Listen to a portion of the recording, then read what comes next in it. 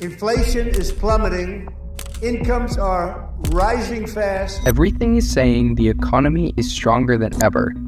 GDP is growing, low unemployment, and stocks are at all-time highs. The roaring economy is roaring like never before. So then why does it feel like none of that is true? Because the numbers that track the economy are not the same numbers that track your life. In fact, what we have now are two completely different economies running inside the same country. But why should you care? Well, because almost every part of your life is tied to this split. Your job, your rent, the price of your home, your food bill, your debt, even the amount of money that is sitting in your bank account. So you cannot just sit this one out, because whether you know it or not, you are already a part of it. By the end of this video, you will know why the economy has not crashed, why so many crash calls were wrong, and what would actually have to happen for the real fall to start. Everyone keeps asking if the economy is good or bad, but that is the wrong question. The economy can grow while your life gets worse. Both can be true. The real question is, what is still holding the economy up? And how long can it last? First, we need to be clear about what a crash is. A crash is not just a bad stock market. It is not even a few large firms cutting jobs. A real crash is a chain. Let us say a large firm cuts 10,000 workers. Those workers lose their pay, so they stop going to eat. They do not buy a new car. They cancel trips. They buy less at stores. So now, those stores, diners, hotels, and car shops are losing sales. So they cut workers too. Then more people cannot pay their card bills, car loans, or home loans. Banks lose money. Banks get scared. So they stop giving out as many loans. Now, even good firms have a hard time getting cash, and that leads to even more job cuts. That is a crash. Right now, America has a lot of weak dominoes, but the full line has not fallen. At least not yet.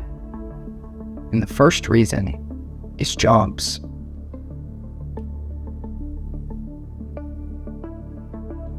If you are looking for work right now, the job market can feel dead. You send out form after form, you hear nothing back, you go through 3 or 4 calls, then the firm says that the job is gone.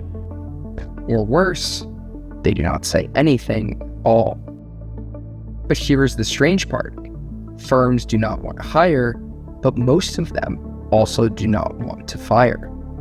So we do not have a normal job boom, but we also do not need a huge wave of job cuts. It's more like a freeze. That matters a lot, because a person with a job still gets paid.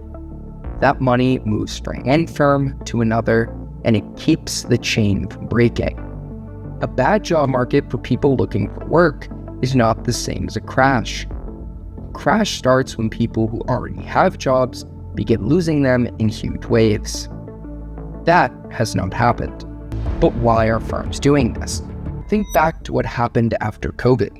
A lot of firms cut workers very fast. Then people came back. And all of a sudden, those same firms could not find enough workers. So pay went up and work slowed down. So now they are scared to do that again. Instead of firing trained workers, many firms are cutting new jobs. They leave empty jobs open. They give more work to the same team. They use new tools, and they wait. So yes, hiring is weak, but low job cuts are still holding the economy up. That is support number 1. But jobs are only part of the story, because the real heart of the US economy is not the worker. It is the buyer. Americans love to buy things: food, cars, phones, trips, clothes, homes, things we need and things we do not need. People buying things makes up a huge part of the US economy. So it is very hard to have a full crash while people are still spending. And as a whole, people are still spending. But that doesn't mean that they feel good. Some people are buying cheaper foods. Some are putting more on cards. Some are saving less. They are bending, but they have not broken. And that is enough to keep firms alive. But there is a trick inside numbers. Let us say you bought the same cart of food last year for $100. This year, the same cart costs $107. The store can say its sales went up by 7%, but it did not sell more food. That is why the economy can look strong on paper, while you feel worse. That is support number 2. People have not stopped buying, but here is where the split gets much worse, because not all buyers are doing the same thing. Think about 2 people. The first person is 24 years old. They rent. They have a few $1,000s saved. Their rent goes up. Food goes up. Gas goes up. And they feel broke. Now, think about a person who is 60. They bought their home 25 years ago, and that home is now worth far more than they paid. They own stocks. That person may still hate high prices, but they have a much bigger pad to fall on. 2 very different lives. And when all spending is added together, the data does not care who spent the money. Let us say that 100 families each cut their spending by $100. That is a $10,000 drop. But one rich family takes a $20,000 trip. Now, the full spending number went up. That is support number 3.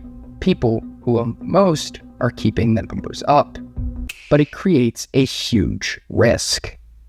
If home prices and stock prices fall at the same time, these rich buyers may pull back, and there may not be enough spending under them to catch the fall.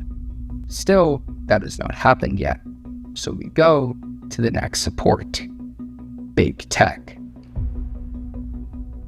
When most people picture growth, they picture a factory, machines, and thousands of workers, but a lot of growth does not look like that anymore. Now it may look like a huge room filled with computer chips, a data site, rooms of machines. A firm may spend billions of dollars to build one. The economy gets a boost, the firm grows, its stock price may rise, but the town may only get a few hundred long-term jobs.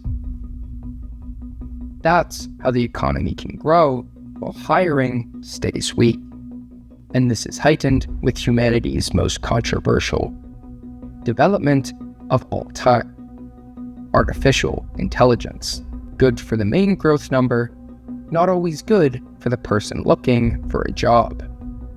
But even big tech cannot hold the whole thing up alone, because there is one buyer that can keep spending even when it does not have money: the United States government. The government spends more money than it takes in. It fills that gap by taking on debt, and people often talk about that debt as if the money just vanishes.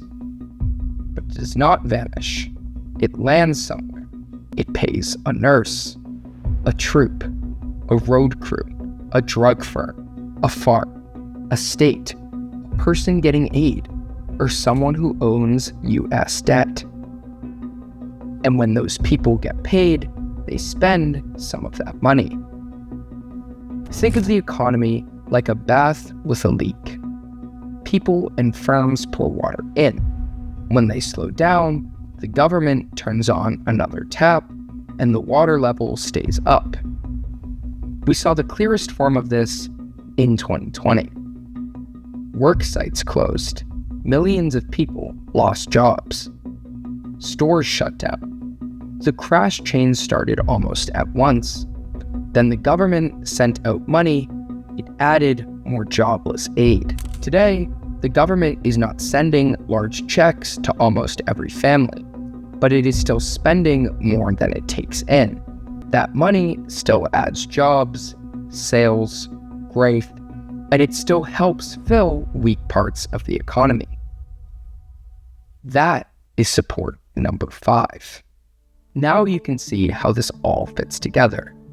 Firms do not fire workers, workers keep getting paid, workers keep buying things, people who own homes and stocks spend even more. Tech firms grow without a lot of new workers. The government takes on debt and fills the weak spots. And high price makes the full dollar number look larger. It is all linked. This is why so many crash calls have been wrong. People see one weak block. Homes cost too much. Cards are filing up. Hiring is slow. Now, all of that may be true, but an economy does not fail because one block looks bad. Think of it like Jenga. One block is jobs. One is spending. One is home and stock wealth. One is tech. One is bank loans. And one is government money. You can pull one block and the tower may stay up. But if you've ever played Jenga, you know that the more blocks you pull out, the more the tower rests on a very small base. And it may not be a strong economy in a wide way. It may be a strong economy in a thin way. So what should we watch? First, real job cuts. Not slow hiring, not empty jobs staying open, large job cuts. If more people begin losing jobs week after week, the first block will be falling. Then watch spending. If people cut food, cars, trips, clothes, and homework all at the same time, firms will lose sales. 1 weak month would not be enough. But if it keeps going, firms may start cutting workers. Then watch debt. People can carry car debt for a while. They can miss a car payment. They can move money from one bill to another. But if late payments spread into home loans, firm loans, and banks, that is a much larger danger. Then watch big tech. If large firms cut their plans for chips, AI, and data sites, one of the main sources of growth will fade. Building firms lose work. Power plants slow. Stocks may fall, and rich buyers may spend less. Then watch the government. If the government is forced to cut spending while people and firms are also pulling back, the last large support may weaken. And there is one thing that could make all of this much worse: a new rise in prices. Because if prices rise while jobs and sales fall, the Fed faces a bad choice. That is when pain becomes a crash. So why has the economy not collapsed yet?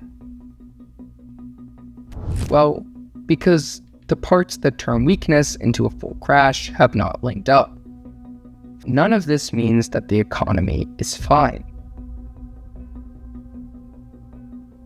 It means that the economy can stay alive while many people inside of it are feeling like they're falling behind.